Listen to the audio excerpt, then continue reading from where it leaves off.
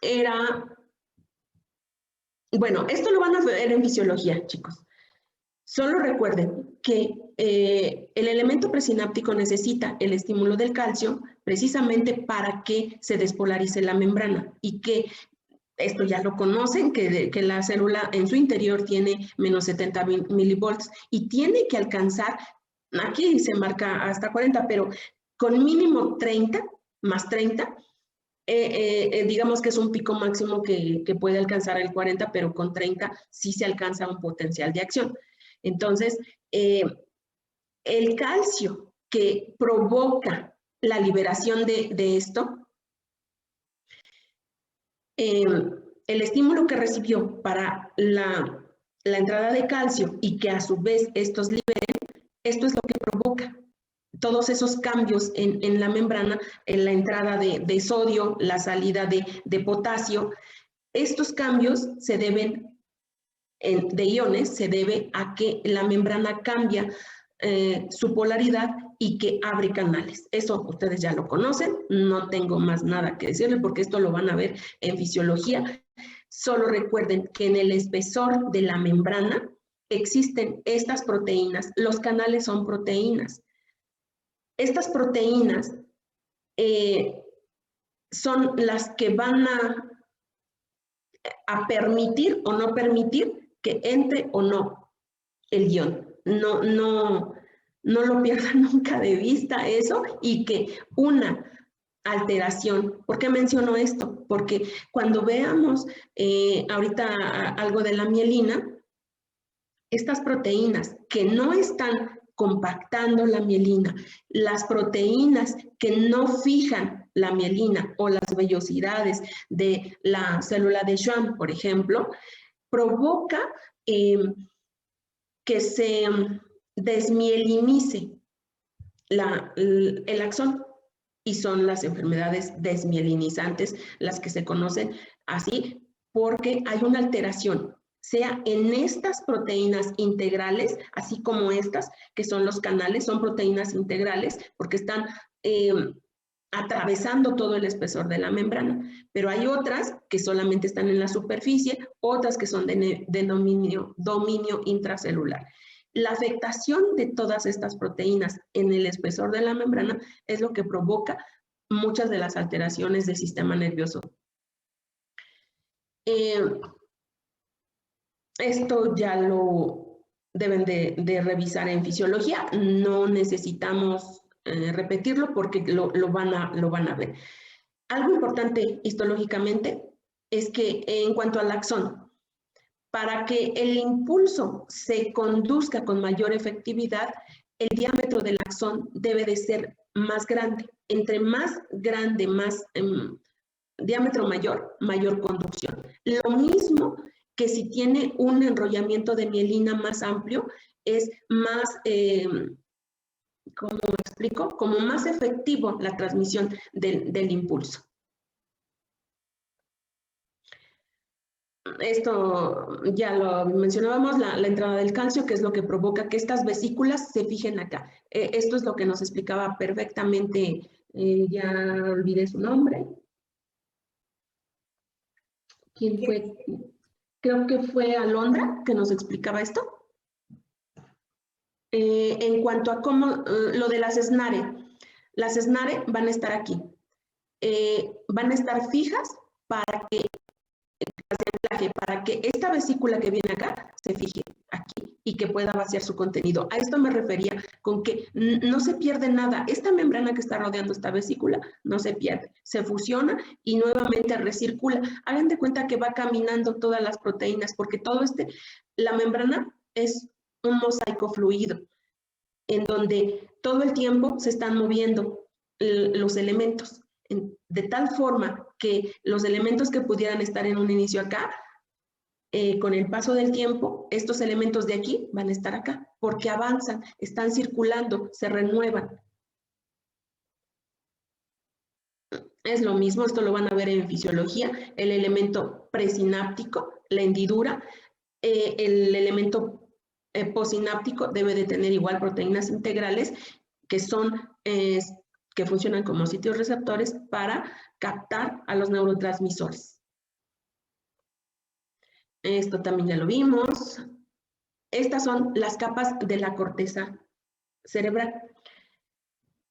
La disposición que tenga, aquí en el dibujito, pues es bien bonito porque los podemos identificar, pero cuando vemos al microscopio no lo podemos ver así. Vemos toda una maraña, no se puede identificar cada una de las células, a menos que apliquemos alguna atención especial, que apliquemos un anticuerpo monoclonal dirigido específicamente para un tipo de células y en ese momento podemos identificar qué tipo, el tipo de célula para la que mandemos el anticuerpo. Vean las 6 capas, que no necesariamente en todas las capas está ni la prolongación, bueno, en esta sí, la prolongación de esta neurona va en todo el espesor de la corteza cerebral, pero no, por ejemplo, esta neurona no tiene sus prolongaciones que llegan hasta acá. Con esto quiero decir que de una neurona, no siempre de esa neurona sus prolongaciones alcanzan todas las capas. Hay algunas que sí, como en este caso, pero no todas alcanzan ni el exterior ni el interior. Así veríamos las capas al microscopio. No podemos ver nítidamente la separación de una y otra capa, porque el neurópilo está tan intrincado que no nos permite separarlo. Están muy compactos. Hay millones y millones de neuronas, nada más de neuronas, y no estamos contando la glía. Entonces, esa cantidad de células está densamente compacta que en algunos casos no podemos diferenciar. Vean, aquí sí podemos diferenciar la capa 1 de la 2. Así como que si lo ven de lejos, sí ven una tonalidad aquí un poco más oscura, un poco más clara, así como un bandeo, pero no es nítida. Y vean el espesor de diferentes zonas de la corteza cerebral. No hay lo que mencionaba Leslie, me parece que muy bien lo acotó, dependiendo de donde estemos hablando, de la región que estemos hablando, si incluso de un surco o una circunvolución, podemos ver que el espesor de la corteza cambia. Estas son las células que vamos a encontrar. Son dibujos que claramente cuando lo vemos al microscopio, ya lo vimos aquí, no podemos identificar una u otra, excepto estas. Miren, aquí se ven unas células. Tendríamos que hacer un acercamiento con mayor aumento, claro está, para ver. En dibujo, pues sí, nos parece bastante claro, ¿no? Estas horizontales son las que también se llaman de Cajal o de Retzius, Cajal Retzius también. Estas granulosas también les dicen estrelladas.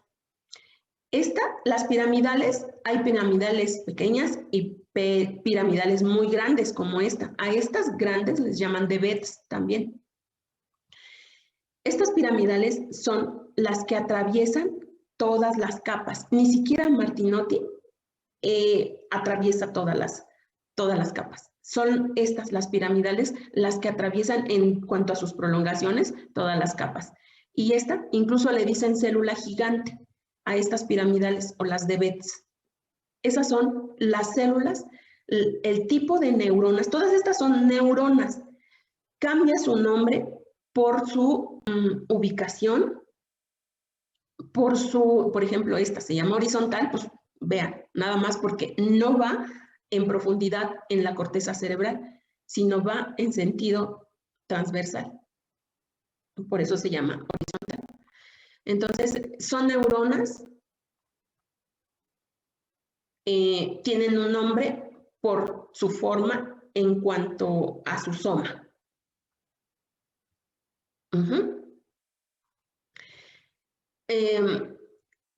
Esto que vimos aquí es corteza cerebral. Cambia si hablamos de cerebelo. Esto es cerebelo. También ustedes ya habrán revisado. ¿Por qué hago la diferencia? Porque en capas cambia completamente. y porque el contenido de esas capas lo hace muy característico. Aquí lo que es muy característico de cerebelo son estas células, que son las de Purkinje, y hay una capa especial para Purkinje. Es lo que lo hace diferente.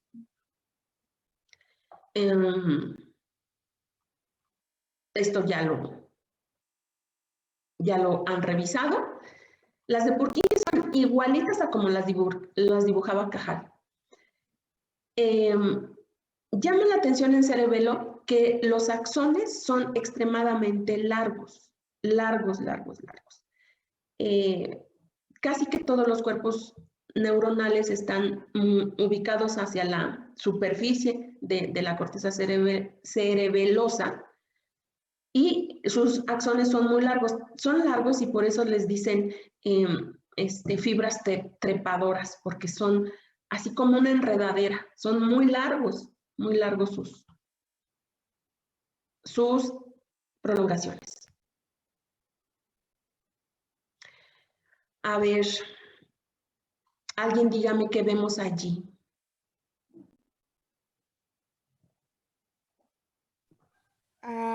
En la esquina inferior derecha está el cuerpo de una célula de Purkinje. De hecho, esa es la que dibujó, no me acuerdo quién, pero solamente dibujó esa parte y le faltó todas las prolongaciones. Sí. ¿Derecha o izquierda? Mi derecha, esta.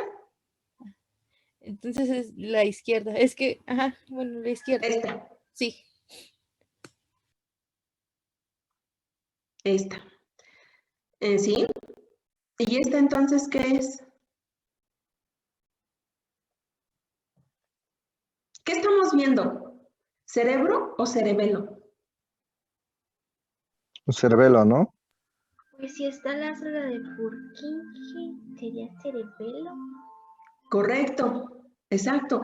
Cuando de entrada no ubiquemos qué es con varias estructuras, tratemos de identificar algo que conocemos y que a partir de eso nos va a ubicar, porque siempre todos los tejidos tienen algo que los hace característicos, algo. No sé, ahorita ponemos algo de digestivo, por ejemplo, y vamos a ver las células de intestino delgado, las células caliciformes, son típicas de intestino delgado. Más abundantes en intestino grueso. Lo mismo pasa con sistema nervioso. Es muy particular la corteza de cerebelo, muy particular, y son sus células de Purkinje, exactamente. Muy bien, ¿qué tipo de tinción es?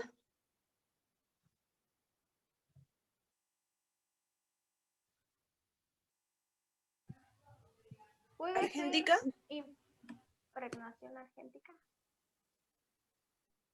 ¿Cómo? No escuché, perdón.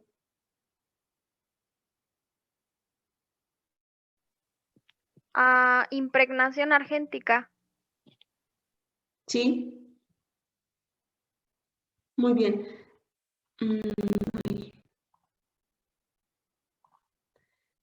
¿Esto qué es? Aquí, acá. Esto. ¿Los cafecitos? No, todo esto, miren. Sería otra capa, ¿no? Bueno, se ve la diferencia ahí. Exacto, hay otra capa. Por el color, más o menos. Sí, porque hay mayor prolongaciones acá. Vean cómo está como más concentrado el colorante debido a que hay más superficie sobre lo cual se deposita el colorante. Recuerden que el colorante se va a depositar siempre sobre la superficie del tejido. Recuerden lo que les mencionaba ayer, se les agrega un auxocromo para fijar el color, la sustancia con color al tejido, porque si no hay algo que lo agarre, con la simple agua se cae. Entonces, donde haya más superficie a donde se adoce el color, pues claramente va a estar más coloreado.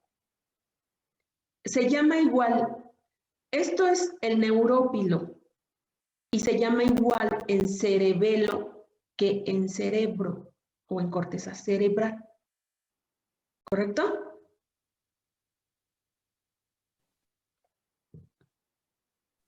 Sí, doctor. ¿Esto qué es?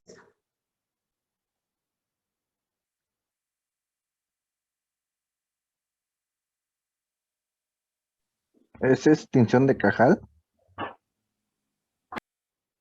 Ujú.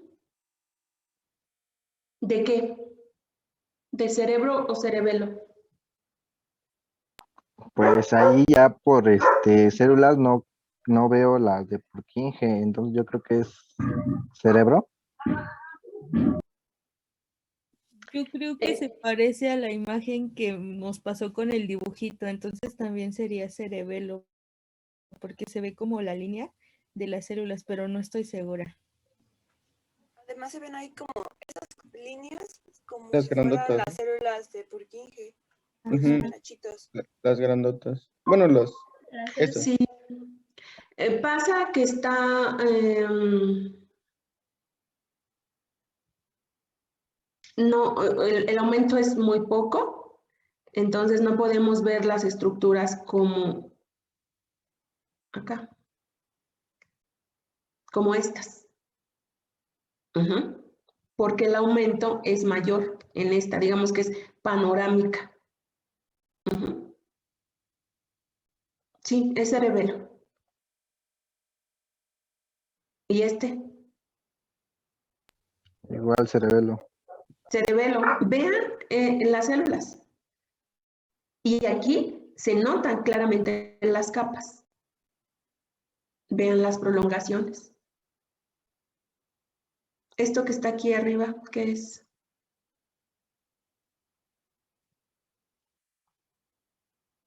No lo puedo mover. Esto. ¿No es ¿No la son pía, las madre? horizontales? Ah, no. Pensé que decía lo blanquito, eso que se ve ahí. Sí, esto. Ay, ¿dónde está el puntero? Es que si lo hago grande. Aquí.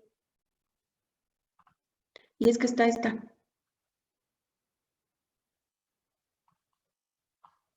Esto. ¿Qué es eso? Bueno, yo creo, bueno, se parece a la imagen que nos mostró de las células horizontales. Pero No, es es grande en comparación con Es otra capa, ¿no? Sería la... un vaso sanguíneo. No sé. exacto, es un vaso sanguíneo. Es un vaso sanguíneo. Esto puede ser un surco. No hay tejido, obviamente hay. Y aquí continúa con la otra parte del tejido, que correspondería a esta parte, pero visto de cabeza. ¿Me explico? Y esto es un vaso sanguíneo. Aquí hay tejido conjuntivo que rodea a esta corteza. Si estamos hablando de cerebelo, ¿qué capa de tejido conjuntivo está rodeando aquí?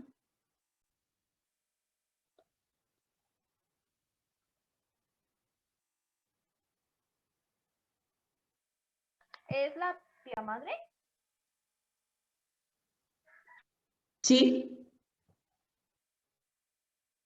Y este es un gran vaso sanguíneo. ¿Qué tipo de epitelio tienen los vasos sanguíneos de sistema nervioso?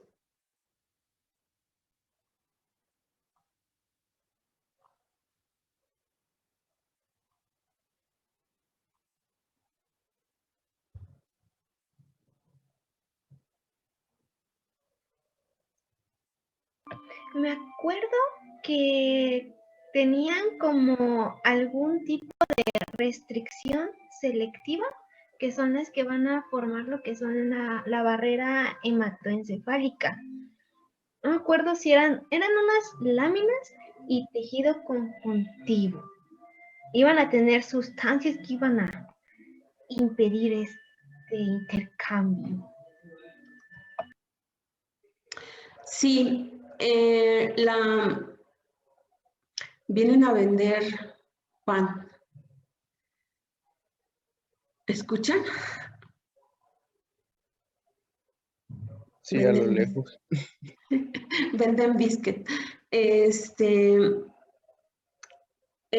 tejido conjuntivo, así como el módulo anterior que vimos, que fue locomotor, ¿se acuerdan que los músculos están rodeados por tejido conjuntivo que protege a una fibra muscular, a un fascículo de músculos y a todo un conjunto de fascículos, o sea, un espesor, un músculo más grande? Y así se llaman epimicio, endomicio, epimicio, perimicio, ¿se acuerdan? Lo Sí. mismo tiene el sistema nervioso, tiene endoneuro, perineuro y epineuro. Hablando de fibras nerviosas, pero hay otro tejido conjuntivo que rodea a todo el encéfalo y a eso me refiero con las meninges. Las meninges, que ya lo vieron en anatomía, que es tejido conjuntivo que dependiendo de su localización es o muy denso completamente, no del tipo del tendón, porque no está en ese grosor, porque el espacio en la bóveda craneal es bastante más delgado, pero es igual de grueso, que se parece como a la fascia lata del muslo. Entonces es bastante grueso esa meninge, por eso se llama paquimeninge.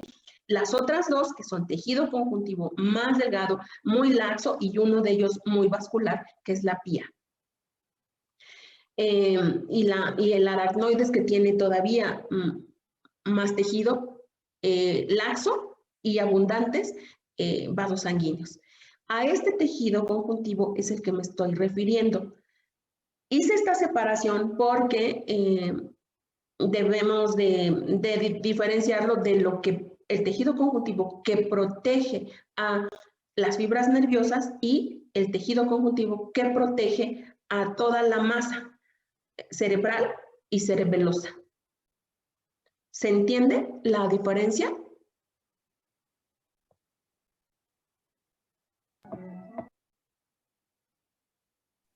Bueno, espero que sí. O sea, ¿cómo, doctora? ¿Una tiene como que cierta especificación o ya no comprendí eso? Como que se me fue. Es la ubicación, David. Ah, ok. Excelente. La ubicación se llama diferente en fibras nerviosas y en toda la masa encefálica. En todo sistema nervioso central se llama distinto. ¿Sí? Ok, gracias. Sí. Yo tengo una duda. Dime. Nada más respecto a qué tipo de tensión es esa. Esta es hematoxilina eosina en campo claro. Ok, gracias. Sí. ¿Y esa? Esa es fluorescente. Sí, esa es típica. Aquí, bueno, no es la misma posición, ¿verdad? Obviamente, pero lo puse así porque vean, en este tipo de extinción, con esas células de Purkinje, y vean estas, están al revés, pero en cómo se ven es, pues, muy impresionante. A mí me impresiona. Vean las ramificaciones. Es tremendamente intrincado. Es bastante prominente todas las prolongaciones que tienen, que no se ve aquí.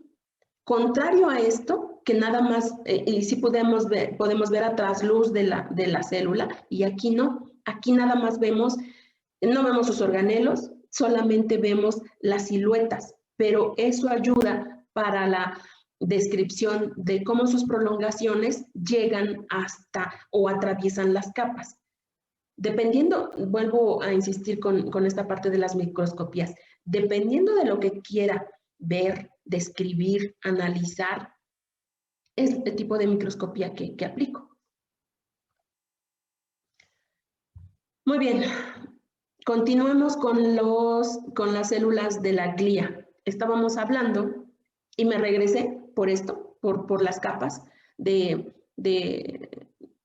cerebrales, y aprovechando vimos la de cerebelo, porque casi siempre nos enfocamos más al cerebro y no hacemos mención de las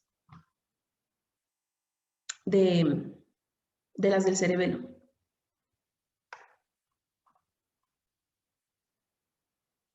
No puedo cambiar.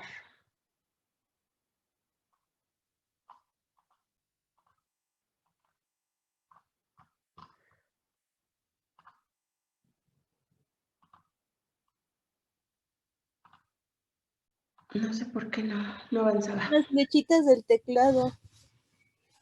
¿Mande? Con las flechitas del teclado. No funcionaban. Tuve que hacerlo, como que se pausó el teclado y sí funcionó en la pantalla. Y bueno, ya lo logré hacer. Estas son las células de la glía. Son células que no tienen la función de la neurona.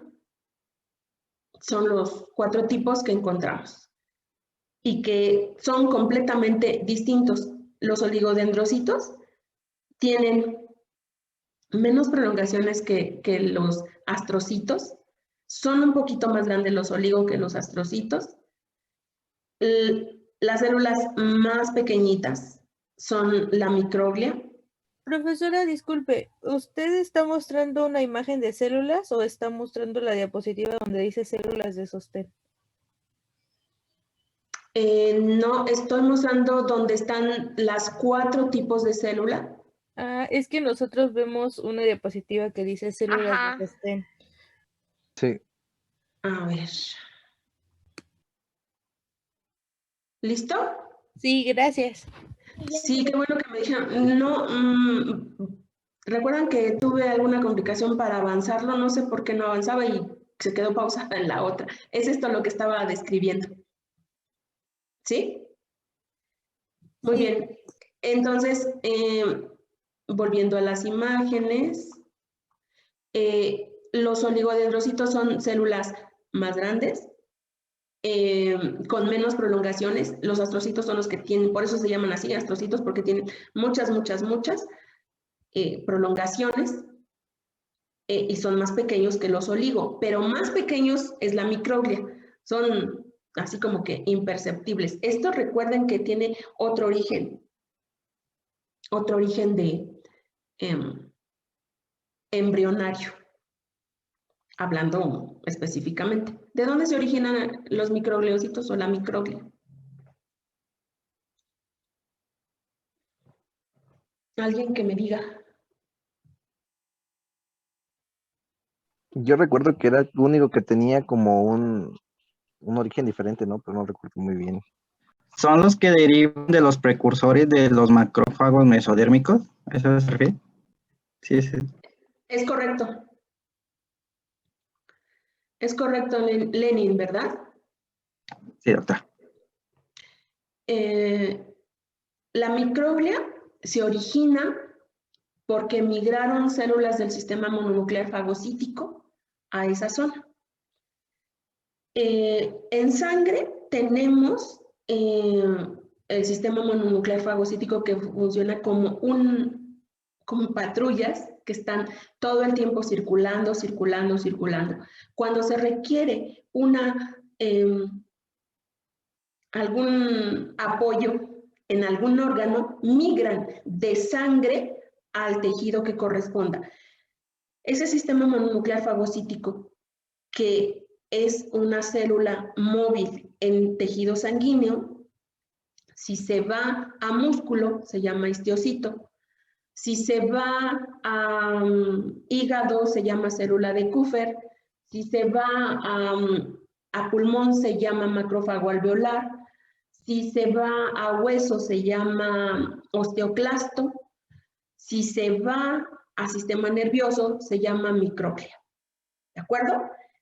Ese es el mismo sistema mononuclear fagocítico, los macrófagos circulantes en sangre, pero cuando migran a otro tejido cambian de nombre. Por eso tienen otro origen embrionario. Todos los demás, a ver, ¿qué origen embrionario tienen la glía? Entonces, Es que se supone que todos tienen origen del tubo neural, ¿no? Excepto los de la microglia. ¿correcto? El tubo neural, ¿qué tejido es? Neuroectodermo. Neuroectodermo. El neuroectodermo tiene una porción que se separa, lo que literalmente va a formar el tubo neural, y otros que se separan, que son las células de la cresta neural y que permanecen al lado del tubo. Por ser ese origen epitelial, estas células son de origen epitelial, no están determinados tan especializados como la neurona. Tienen otra función, son especializados, por ejemplo, en producir mielina, en dar o formar la barrera hematoencefálica, de fagocitar, de tapizar cavidades. Tienen una función muy específica, pero no son neuronas, son células epiteliales, diferentes a las células epiteliales especializadas, que es la neurona, porque tienen el mismo origen, pero su especialización es mayor, la de la neurona. ¿De acuerdo? Muy bien. Los esquemas, estos los encuentran en cualquier sitio. En cuanto a imágenes, ahorita van a ver que no siempre los vemos iguales en las presentaciones. De los astrocitos tenemos dos tipos, los fibrosos y los protoplasmáticos. ¿Cuál es la diferencia? Los dos están cercanos a vasos sanguíneos. Recuerden esto, recuérdenlo, porque en las imágenes que vemos al microscopio, ¿cómo diferenciamos todo esto si es una maraña? Primero, ubicando que estén cerca de un vaso sanguíneo. Los que estén cerca del vaso sanguíneo, muy, muy cercanos, son astrocitos. ¿De qué tipo? Bueno, ya lo determinaremos dependiendo ya cuando veamos sus prolongaciones. Si son muy largas y pocas, es un fibroso. Si son cortas y muchas, muchas, muchas, son protoplasmáticos. Ambos emiten piecitos terminales que son más anchos que la misma prolongación. Y son así anchos porque tienen que abarcar más superficie de contacto sobre el vaso sanguíneo, y también van a cerrar, acuérdense, el espacio de la hendidura sináptica. También van a tapar un poco el nodo de Ranvier. No provocan que esté desnuda el axón. Estos astrocitos son los que colocan solamente un piecito. No están enrollando, no, solamente colocan un pie. Los oligodendrocitos tienen mucho menos prolongaciones, pero son muy largas, y estos sí se van a enrollar literalmente sobre el axón. Y la microglia, que tiene pocas ramificaciones y son muy pequeñas. Así los podemos diferenciar. Vuelvo a repetir, al microscopio se ven muy parecidos. En dibujo, pues claramente no cuesta trabajo.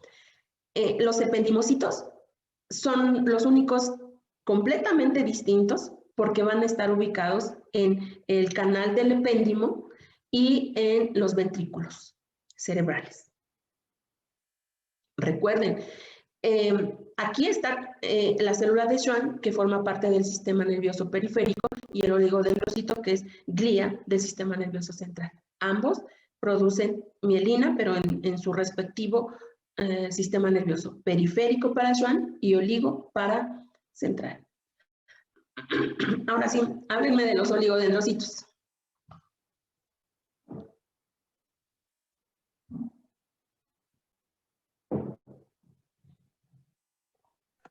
A ver, alguien que está callado. Bueno, tienen, lo que le decía es que tienen menos prolongaciones, están menos ramificados que los astrocitos, tienen núcleos pequeños, Sí, sí, adelante. van a ser los que van a formar la mielina en el sistema nervioso central, y pues eso sería como lo más importante de los oligos. También que expresan 3 proteínas.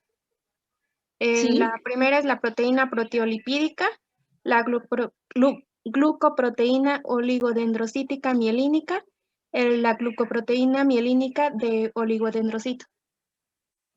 Correcto. ¿Y para qué nos sirven eso? Esas proteínas, ¿para qué es importante que nosotros conozcamos qué producen? ¿Sirve de algo que me los aprenda?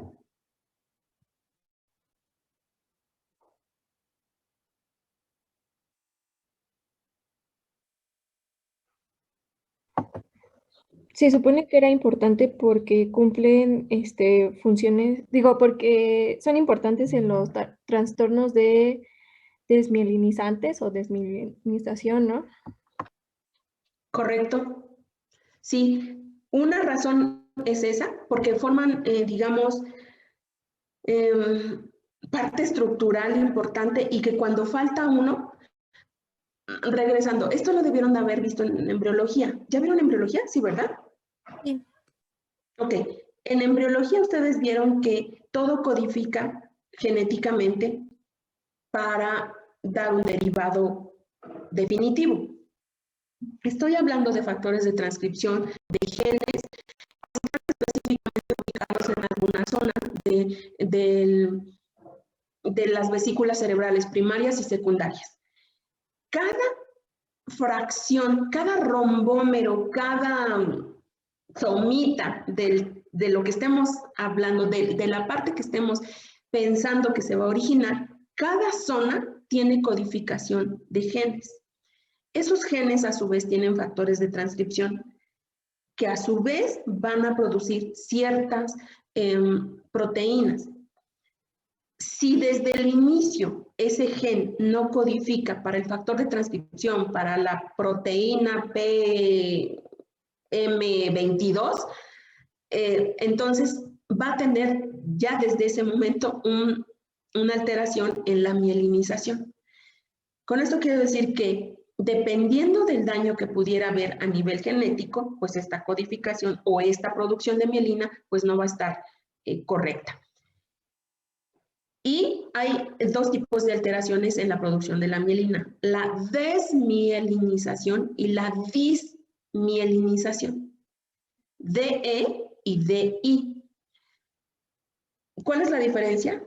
La desmielinización quiere decir que se produce correctamente la mielina, pero que hay algún factor que ya que está en la vaina, provoca que se despegue la mielina, como que si imaginamos un cable de luz, hagan de cuenta que se pela el cable de la luz.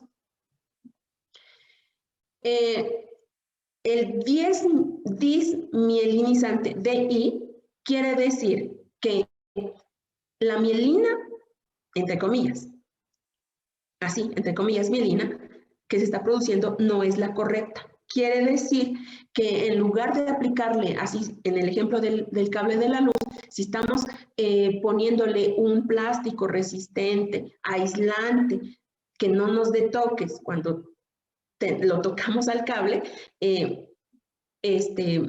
eso es una mielina correcta. Y cuando es una mielina incorrecta, es como si le pusiéramos papel al papel sanitario, por ejemplo, que le pusiéramos a ese cable de luz. Claramente el papel no nos va a proteger ni va a proteger al cable de que si se moja, no haya una descarga ahí eléctrica. ¿Se entiende la diferencia entre DE y DI? Desmielinizante y dismielinizante. Sí. Sí, correcto. Y todo esto es por la codificación genética que se tuvo. Tal vez no fue la correcta, tal vez la transcripción no está dándose correctamente. Hay muchos trastornos de este tipo, muchos, todos los que se imaginen tienen esta base. Genética casi siempre. En algunos otros es porque faltan proteínas que fijen las microvellosidades de la célula de Schwann en el paranodo cercano o sobre nodo de Rambier. Ahorita vemos eso. Esa es una razón por la cual debemos de conocer las proteínas que producen. Otro es porque son indicadores como marcadores tumorales. Si sabemos que la proteína mielínica tipo 22 es la que la produce el oligo, y está, porque tiene, como todos, tiene valores normales, y si está elevado ese valor, ese es un indicativo de que ese oligo está produciendo más esa proteína, quiere decir que hay más oligodendrocitos de los normales para producirla. Y ese es un indicador, por ejemplo, de astrocitoma, que es el tumor cerebral más frecuente. Los astrocitomas se pueden identificar porque indistintamente, además de que se comprueba, o ese es el indicio de cuando se hace alguna tomografía o resonancia a nivel cerebral y se identifica una masa, pero hay un astrocitoma difuso en donde no va a haber un tumor como tal, sino está difuso, está disperso.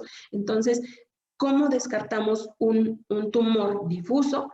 Pues con indicadores tumorales. Y los indicadores tumorales se basan en la producción de estas proteínas que está produciendo esta célula. Para eso es importante conocer qué proteínas produce. ¿De acuerdo? Muy bien. ¿Cómo lleva a cabo la mielinización el oligo?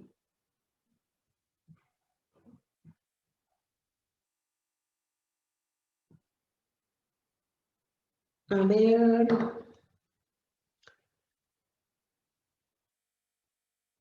Emiliano, Marcos Emiliano.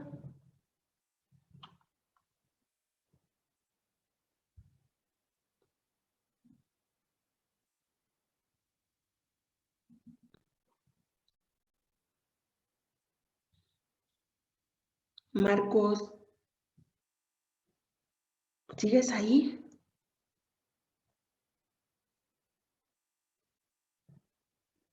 Contestó en el chat, creo que no sirve su micrófono. Ah, sí. Ok.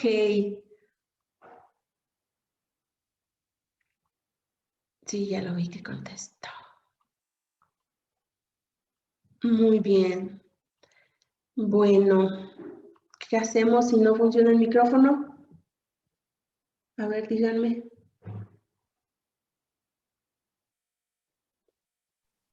Pues el doctor Colón leía las respuestas en el chat de los que no servía el micrófono. Pero no escribe. Marcos, ¿nos puedes decir cómo sucede la mielinización por el oligo? Breve en el chat.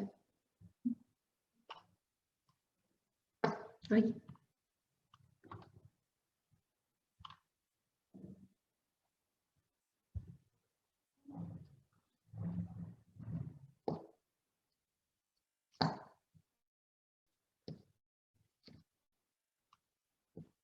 Las evaginaciones se refiere a las prolongaciones. Lo que Marcos quiso decir es que en evaginaciones son las prolongaciones. De un oligodendrocito, si tiene 5 prolongaciones, esta puede mielinizar a un axón, a otro axón, es decir, de neuronas diferentes. O sitios diferentes, estas mismas 2 prolongaciones a un mismo axón, pero en zonas distintas de cada nodo de Rambier o vaina de mielina, ¿sí? A eso se refiere Marcos. Todos hemos enrollado un papel bond. A ver.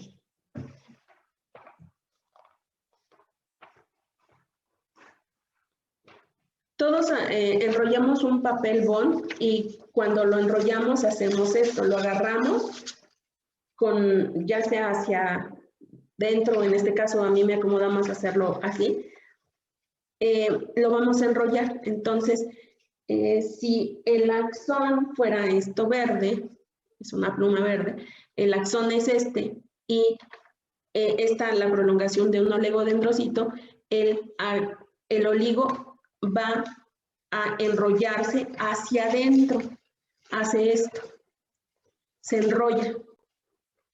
Lo voy a quitar porque no puedo, entonces se me cae. Se enrolla. ¿Se imaginan cuando enrollan ustedes un papel bond? Entonces lo agarran, lo enrollan, pero de pronto pues se nos desacomoda y lo que hacemos es meter el dedo aquí y girarlo hacia adentro para que quede compactito nuestro rollo.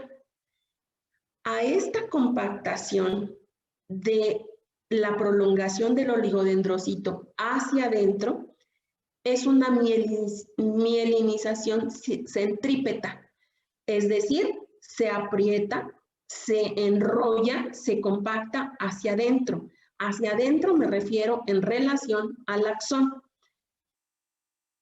Esa es una mielinización de manera centrípeta. ¿De acuerdo? ¿No hay duda con eso?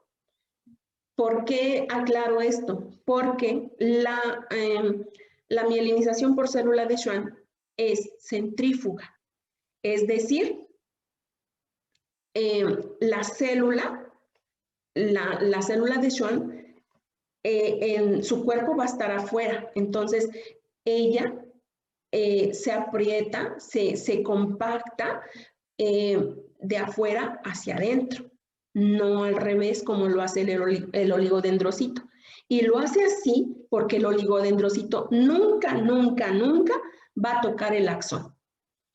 La célula de Schwann sí, de hecho, se posa sobre ella, sobre el axón, y está vuelta y vuelta todo el citoplasma de la célula. Esa es la diferencia entre el oligo y la célula de Schwann. ¿Hay alguna duda con cómo se mieliniza? Creo que no. Muy bien. ¿Qué más podemos hablar del oligo?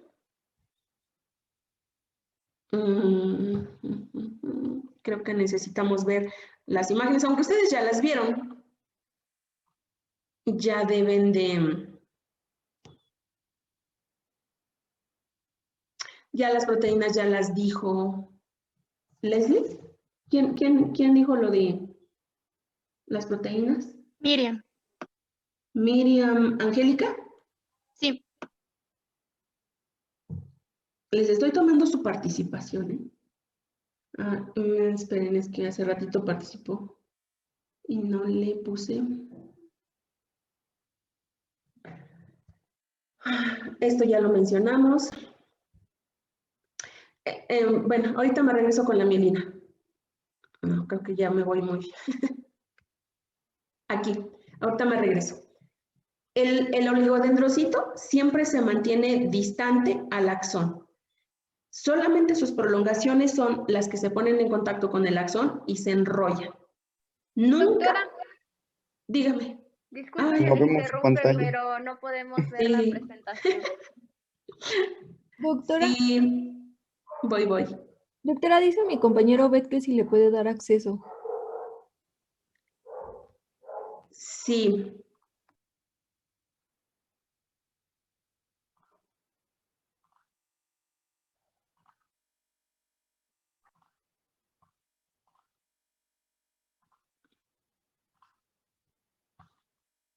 Perdón, chicos. El oligodendrocito se mantiene... Oigan, ¿qué hora es? ¿Ya les toca su receso? No, todavía no. El oligodendrocito se mantiene alejado del axón.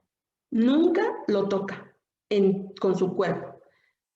Lo enrolla con sus prolongaciones y vemos aquí como un oligodendrocito puede mielinizar a un mismo axón, pero con prolongaciones distintas, o a diferentes axones con sus diferentes prolongaciones.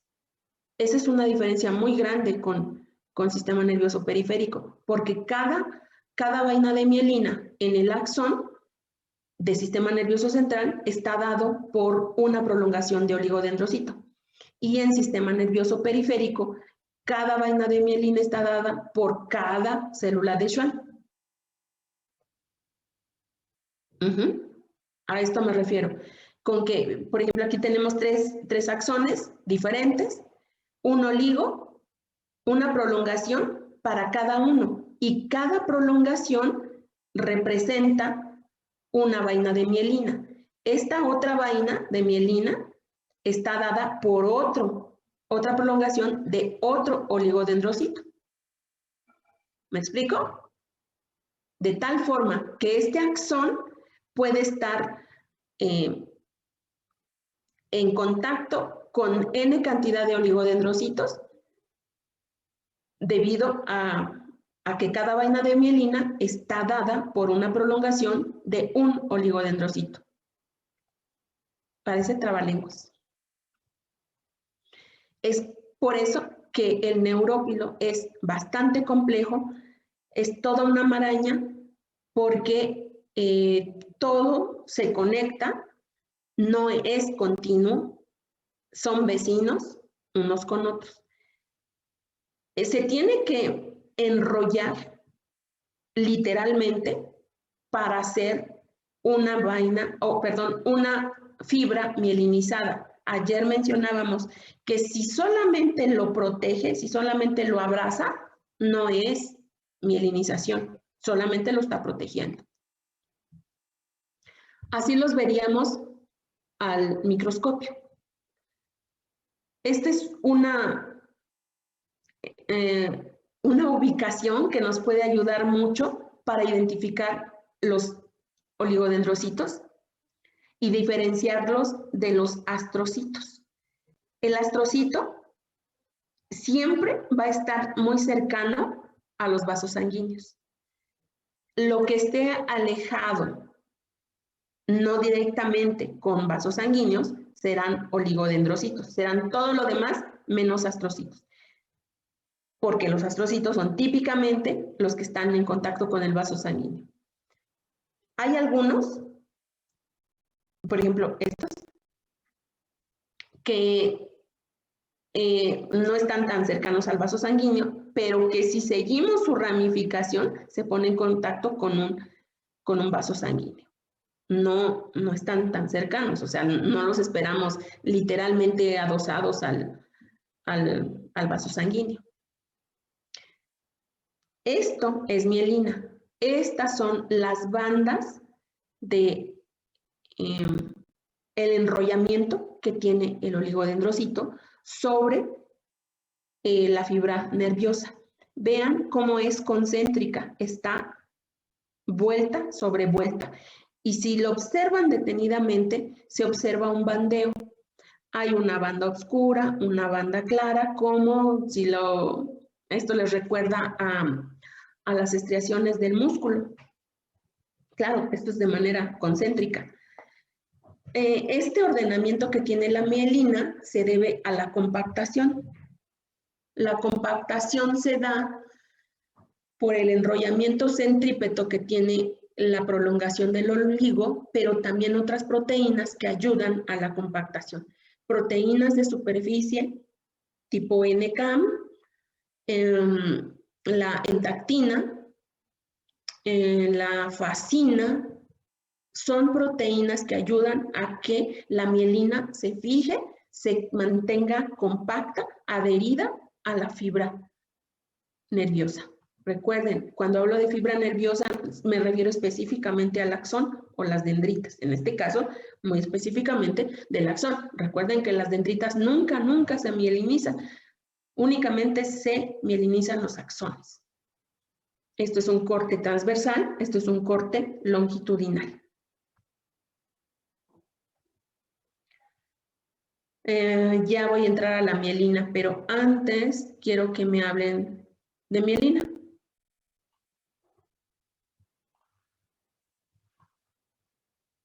¿Alguien que hable de mielina?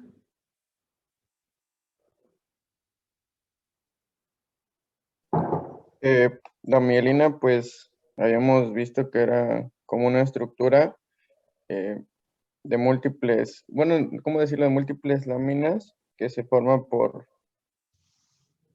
membranas plasmáticas de las células de Schwann que con su citoplasma rodean a los axones o algo así. Y recubre las fibras nerviosas. Su finalidad pues va a ser protección y aislamiento para que conduzcan los impulsos nerviosos. Eso es como que es aislante térmico, o por decirlo de alguna manera. Y hay una, como decíamos, a mayor concentración en algunas, específicamente en algunos casos, puede ser que hay mejor velocidad de conducción dependiendo de la concentración de mielina que se tenga. Sí.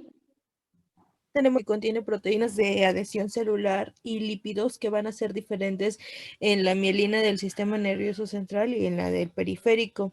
Y pues, como decía el compañero, van a aumentar la velocidad de conducción a lo largo de los axones y esto se va a dar debido a que se disponen en pequeños tramos con un espacio entre cada tramo que se llama nodo de Rambier. Y la mielinización como tal va a comenzar con la invaginación de un solo axón dentro de una célula de sostén, que es lo que decía la disposición de las células para mielinizar. Y pues esta va a ser producida por las células de sostén, que son diferentes tanto para el sistema nervioso central como para periférico. Creo que sí, nada más eso. La Ahora, importancia también también. Perdón, ¿vas a hablar, David? No, Si quieres, vas tú. tú. No, Es que- tú, Jorge. Gracias. Vas. Bueno, también para complementar, pues, que las células gliales son las formadoras de mielina, en este caso los oligodendrocitos, que son las células que van a mielinizar, en este caso al axón, mediante una vaina. Pues que como lo comentó mi compañero, pues ya la mielina va a estar presente en todo el sistema nervioso y particularmente en ciertas regiones, ¿no? Que va a estar lo de la materia blanca y pues ya sería así como que para complementar eso. Tocaste algo muy importante, Jorge, en cuanto a la sustancia blanca.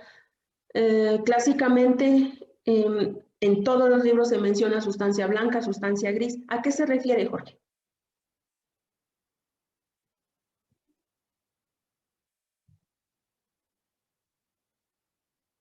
Perdón, doctora, no la escuché. ¿A qué se refiere sustancia gris y sustancia blanca? La sustancia gris y sustancia, la gris es la que se compone de los cuerpos de las células nerviosas y la blanca es la que está compuesta por sus fibras. Correcto. Se llama sustancia blanca. Sí, habla. Continúa. No. Se supone que hay dos tipos de... no, olvídalo, no. Sí, está bien, olvídalo. Es que yo había leído, por ejemplo, en el caso de los astrocitos, era lo que más o menos como que tenía duda porque había unos protoplásmicos que que estaban en el encéfalo y decía que era sustancia gris y que tenían múltiples evaginaciones cortas y ramificadas. Había otros que eran fibrosos y que eran más comunes, que estaban en el núcleo, me parece, y eso se le llamaba sustancia blanca. Y ahí fue donde como que me confundí un poco, no sé si... Eso creo que venía, no sé si en el Génesis o en el ROS, pero creo que no tiene nada que ver con esto, sí. No, sí, espera. Sí tiene que ver, solamente que estamos ubicados en diferente zona del sistema nervioso central. Esto ustedes ya lo vieron en anatomía. Todas las concentraciones de cuerpos celulares, cuerpos, es, hablando en sistema nervioso central, son los núcleos. Todas las concentraciones de cuerpos celulares corresponden a sustancia gris. Todas las fibras nerviosas dentro, en sistema nervioso central y en sistema nervioso periférico, es sustancia blanca. La concentración de cuerpos neuronales fuera del sistema nervioso central, es decir, en sistema nervioso periférico, están en los ganglios periféricos. Entonces, encontramos cuerpos neuronales en sistema nervioso periférico, sí agrupados en los ganglios. Esto porque cuando hemos preguntado si los cuerpos neuronales se encuentran fuera de lo que es sistema nervioso central, sí los encontramos. Están ahí, están organizados en los ganglios periféricos. Y se llaman así. Dependiendo, si hablamos de sistema nervioso periférico, ganglios, si hablamos de sistema nervioso central, estamos hablando de núcleos. Cuando estamos en sistema nervioso central y parte de los astrocitos que están rodeando a vasos sanguíneos y muy cercanos a lo que va a continuar con la sustancia blanca, porque tenemos ambas, hay un límite porque termina el cuerpo neuronal y continúan las fibras. En ese inicio, hablando de sistema nervioso central, también tenemos astrocitos, porque están recubriendo, recuerden lo que dije hace rato, sí lo mencioné, que en los espacios desnudos que pudiera tener el nodo de Rambier está un piecito del astrocito. Entonces, parte del astrocito, no el cuerpo en su totalidad, pero sí una prolongación está en sustancia blanca. Es correcto lo que tú decías, David. Encontramos astrocito también en sustancia blanca. No es puro la prolongación del oligo dendrocito, que es literalmente el que está enrollando o formando la vaina de mielina, sino también encontramos astrocito, dependiendo de dónde lo ubiquemos. No lo encontramos en sistema nervioso periférico. Ahí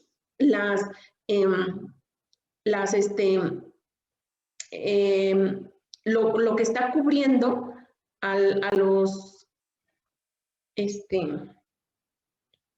los nodos de Rambier es célula de Schwann con sus prolongaciones. Ahorita lo vamos a ver en el paranodo, que es más representativo en sistema nervioso periférico. No es tan evidente como en sistema nervioso periférico en el central, porque ahí el oligodendrocito no tiene prolongaciones, es decir, su ramificación, su prolongación es muy plana. ¿De acuerdo? Por eso los dos tienen razón. Gracias, doctora. Sí.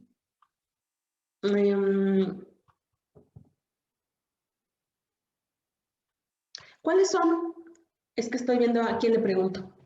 A ver, Citlali Minerva, no he escuchado tu voz. A ver, dime, ¿cómo está compuesta la mielina?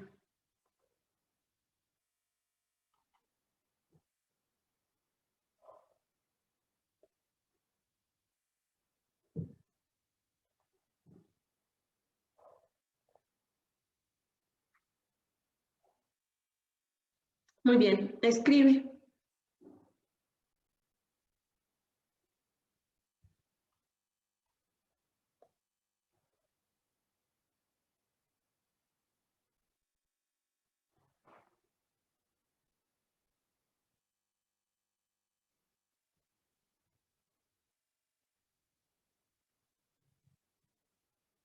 Sí, en su mayoría son lípidos, pero también tiene proteínas.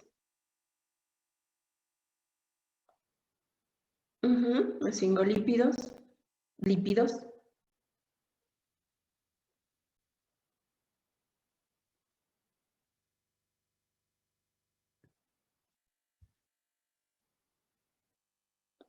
¿Qué más? ¿Recuerdas las proteínas que conforman la mielina? ¿Y la mielina es igual en el sistema nervioso central que en el periférico?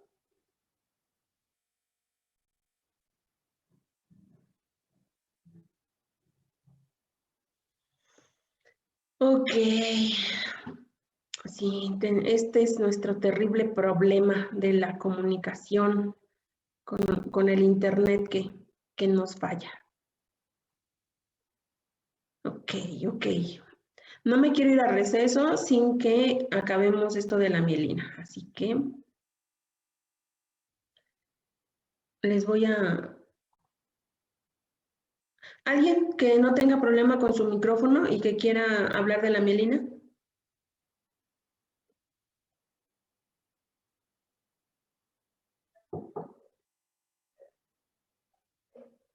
¿Sí?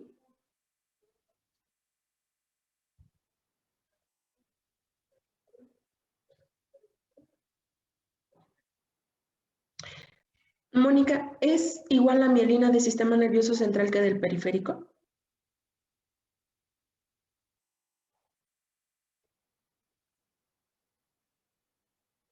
¿Qué es lo que lo hace diferente? ¿Y por qué crees que sea diferente?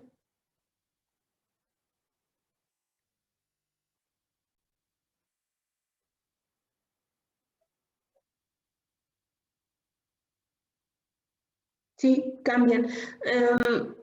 Tal vez, y varios tienen la teoría de que sean las mismas proteínas, solamente que se ubican en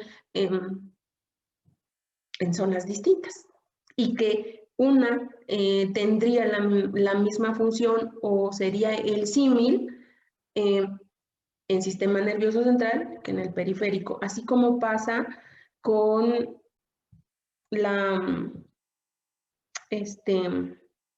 con las células, por ejemplo, perdón, las células intersticiales y las células, estoy hablando de genital masculino, las células intersticiales y las células de Leydig en masculino y células intersticiales en ovario, las dos células producen testosterona, pero en gineco, en el ovario, se llama células intersticiales. Y en túbulo seminífero se llaman células de Leydig, y que otro nombre de las células de Leydig es células intersticiales. Tienen la misma función, pero los denominamos distinto. Eso mismo se piensa con estas proteínas de las mielinas, que son la misma, pero como se ubican una en sistema nervioso central y otro en periférico, pues se les da un nombre distinto. Pero deberían de tener la misma funcionalidad, dado que transmiten impulsos y que su principal acción sería proteger de que ese impulso se fugue. Muy bien. ¿Por qué se compacta la mielina, Mónica?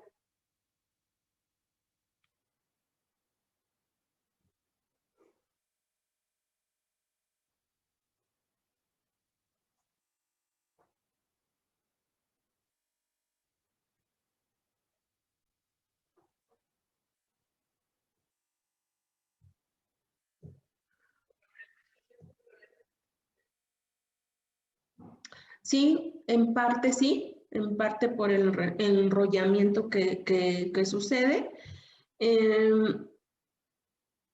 y porque funcionalmente debería de estar toda adosada al axón. No pudiera estar separada porque entonces no se favorecería la transmisión del impulso debido a que las prolongaciones, esto sucede más evidente en sistema nervioso periférico, vuelvo a repetir, porque las prolongaciones de la célula de Schwann quedarían así como muy dispersas y casi tapando el nodo de Rambier. Entonces tienen que hacerse más compactitas, más juntitas, pegadas al axón para que no se extiendan y cubran el nodo de Rambier, porque recordemos que en el nodo es el sitio en el cual salta la despolarización de la membrana y salta hasta el otro nodo. Entonces, si no hubiera ese espacio a donde saltar, se perdería el impulso y no tendría espacio pues sobre el axón para el nodo, porque todas las prolongaciones del axón estarían cubiertas por las prolongaciones de... ahí se va a acabar la batería.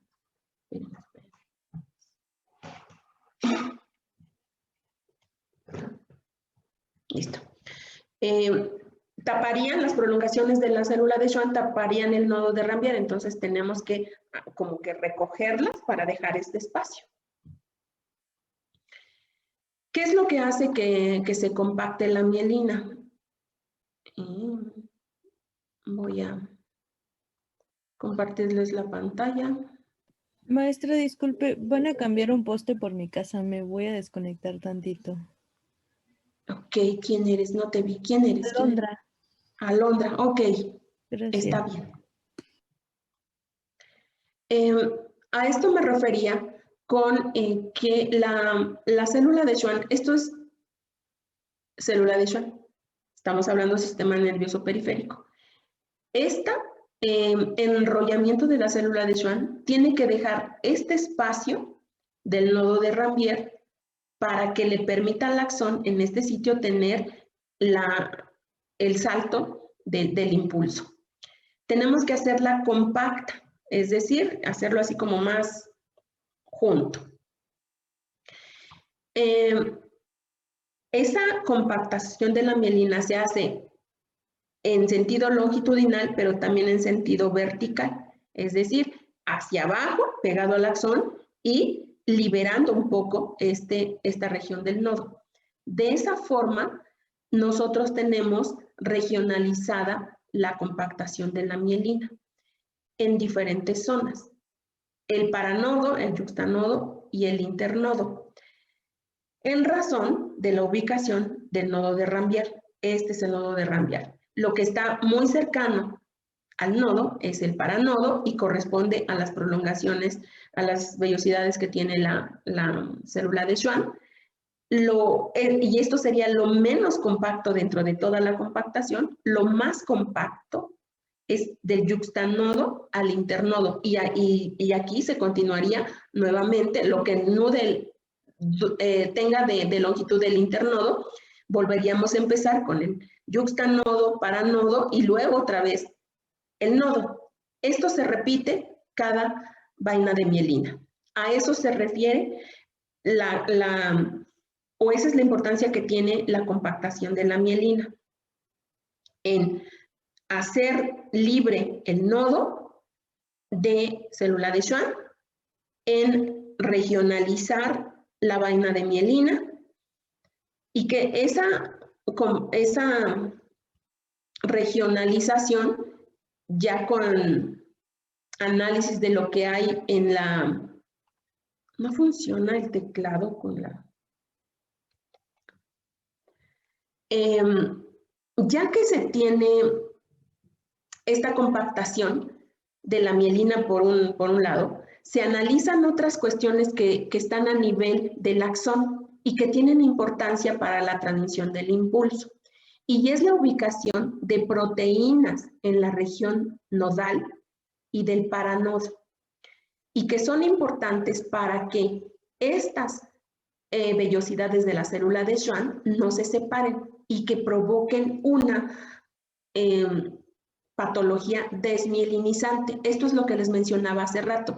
Si estas vellosidades de la célula de Schwann se separan, hagan de cuenta como si se desprendieran literalmente, se despegan del axón, claramente pues no va a haber compactación de la mielina, no va a haber mielinización y entonces se queda desnudo el axón. Estas vellosidades de la célula de Schwann se adosan por la presencia de las NCAM. Las NCAM son moléculas de adhesión celular que favorecen, que están expresadas aquí sobre la superficie del axón para que se fijen aquí a la región del paranodo. No se tienen que separar, tienen que estar fijas aquí. Esto, obviamente, lo expresa el axón para que se fije esto. También deben de ellos de tener una contraparte para que se puedan adosar. Las proteínas que se expresan por parte de la célula de Schwann son la gliomedina. Esta se adosa a todo el complejo de las NCAM para que se fijen. Esto es importante que se exprese, si no, vuelvo a repetir, se separan. Y esto ha llevado a que se identifiquen otras proteínas que no están en esta región muy cercanas, así casi inmediatos al nodo, que es la neurofacina. La neurofacina es una proteína vital para que en esta región del paranodo continúen fijas esta región de la célula de Schwann, y que tiene también, en cuanto más se acerca a la región del yuxtanodo, las proteínas asociadas a contactina. La contactina es la proteína básica que permite que en la región del internodo toda la célula de Schwann permanezca fija. Como ven, hay varias proteínas que favorecen que la célula de Schwann se mantenga fija al axón. Si una de ellas desaparece, no se fabrica correctamente o simplemente está ausente, entonces no hay mielinización correcta y tenemos una enfermedad desmielinizante porque falta alguno de ellos. ¿De acuerdo? ¿Hasta aquí alguna duda? No, Creo todo que no, bien. doctora. Esa es la importancia. Bueno, esto se repite. La otra importancia, además de que la célula de Schwann permanezca fija ahí, pues se ha visto que esto por el flujo de los iones se ha medido, que en la región del nodo tenemos una difusión intensa de sodio. Y en la región del yuxtanodo tenemos la difusión de los iones de potasio. Esto se analiza a partir de que pudiéramos pensar que cuando la célula de Schwann está sobre el axón, no hubiera flujo de iones. Claro, no es el mismo, y ahorita les voy a mostrar la imagen, no es el mismo flujo que en una región libre, pero el que tenga dispuesto sobre él muchas capas de membrana, no es impedimento para que fluyan los iones. Esto es lo que, vean, cómo la cantidad de flujo disminuye, pero sí se da, de tal forma que no hay impedimento para que a partir de que tiene depositada sobre la superficie alguna otra célula, sí hay conductancia de iones. No es lo mismo, vuelvo a repetir, vean en la región del nodo y paranodo cómo el flujo es más intenso, porque hay menos capas, pero aquí sigue habiendo. Creo que esto ya lo vimos. Las proteínas que encontramos en la mielina, en sistema nervioso central y periférico, las verdes son del sistema nervioso central. Las periféricas son en este color como, pues no sé si lo ven, morado o lila. Digamos que son un poco diferentes, pero finalmente tienen la misma función. Es, digamos, el símil, lo que les explicaba hace rato. Y todas son proteínas integrales. Esto es muy importante porque la mielina la van a conformar no literalmente el citoplasma de la célula.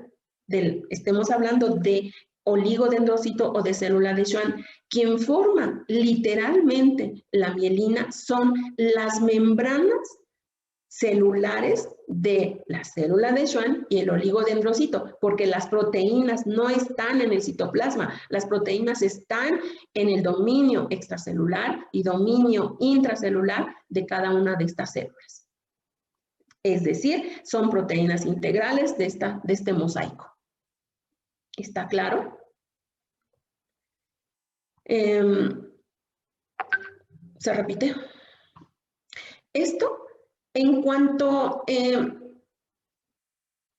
hemos visto que recién nacen los bebés, no tienen un control fino de muchos movimientos. De hecho, no caminamos, no dominamos ciertos movimientos porque no tenemos mielinizados los axones, que eso es lo que no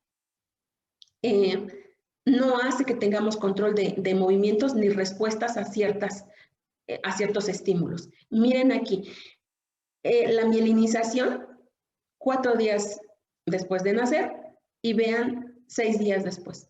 Conforme va madurando el sistema nervioso ya en vida extrauterina, la mielinización continúa. Es por eso que a determinado tiempo estamos dominando ciertas funciones, caminar, mover, postura, varias funciones cerebrales que obviamente al momento del nacimiento no se tienen, y no se tienen porque la mielinización no es completa. Ya se formó todo el sistema nervioso central, ya tenemos toda la morfología, ahora falta que madure, y la maduración en casi el 90% de los casos es la mielinización de esos axones que ya están formados. No pierdan de vista que la compactación consiste en que estas membranas se pongan en contacto una con la otra y que todo lo que está en la parte del citoplasma casi se tiene que desplazar hacia un lado para que se compacten las dos membranas. Eso no lo pierdan nunca de vista. Este es un ejemplo a lo que yo me refería, y no sé si me explicaba cuando yo les decía. El astrocito pone un pie en la región del nodo para que no esté desnudo. Vean aquí como la célula de Schwann tiene estas microvellosidades y es lo que taparía un poco el nodo, y tiene que recogerse, tiene que hacerse compacta para dejar el espacio y que pueda haber transmisión del impulso. Los oligo no tienen estas microvellosidades, por eso es más lisa la superficie. Y necesitamos que esté un astrocito para que proteja en algo la desnudez de la región del nodo. Yo espero que haya sido claro en cómo lo dije, pero si no, la imagen creo que es más, ejemplifica más. Es lo mismo, las microvellosidades son características de la célula de Schwann. Las moléculas de proteína que adosan estas vellosidades son las de contactina, y que son, si no estuvieran expresadas estas moléculas, la célula de Schwann se desprendería. Eso ya y además de NCAM, que está expresada desde antes de que se nazca, ya en el desarrollo embrionario tenemos la expresión de NCAM. De hecho, es un indicador de desarrollo del sistema nervioso central, la presencia de NCAM. Aquí, nuevamente la diferencia entre el sistema nervioso periférico con célula de Schwann en cuanto, y por eso, repito, es más evidente el sistema nervioso central, la compactación de la mielina, por la presencia, o tal vez he estudiado más la presencia de estas moléculas que adhieren.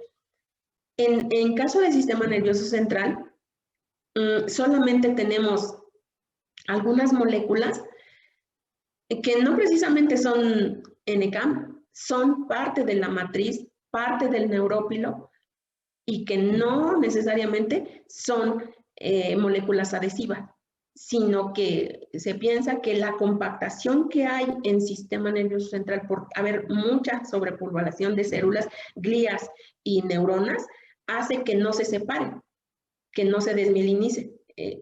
No quiere decir que la calidad de la mielina no sea la correcta, esa es otra cosa.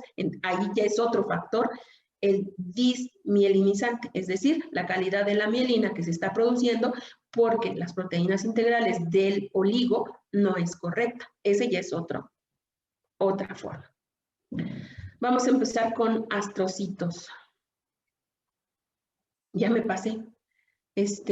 Nos vamos a receso. Regresamos a 11:40, chicos. Sí, doctora, gracias. Sí, doctora, gracias. Ok. Bueno, como quieran, si se quieren desconectar o